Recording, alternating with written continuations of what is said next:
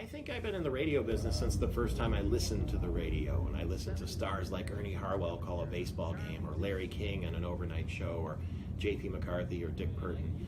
I loved it so much that I felt like I was a part of it. So probably since I was, 8 years old. The easiest contest in the world to win.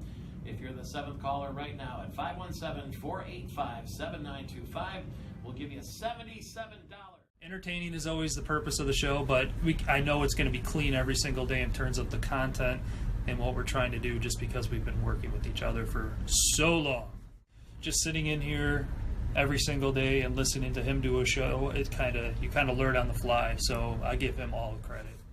The very first thing I did to try to get into radio was I stayed home from school, pretended to have a stomach ache, and at 10 o'clock in the morning I dialed the local radio duo. They were a comedy team, and they picked up the phone right as their show ended, and I said, I love what you guys do. I'd like to try to do it.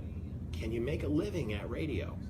And they were nice enough to say, we'll tell you everything you need to know. We'll answer all your questions, but you have to come to the studio and sit with us and watch the show, which to me was like going to Disney World. And they were so kind to me, and if they hadn't been that way, I probably would not be in radio.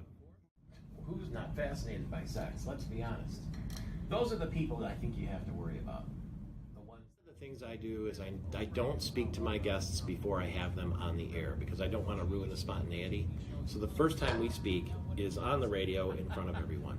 I search for something that we can connect on. They might be the president of a company or a political official or an actor, but I look for something that we might have in common, something we both like, someplace we're from, someplace we visited, so that we have a sort of a one-on-one going before they become Mr. CEO in the interview. Started writing magazine articles, books, newspaper articles after radio, because in radio you're just writing out loud, and so I learned to love writing, especially travel writing, because it gave me the keys to the world.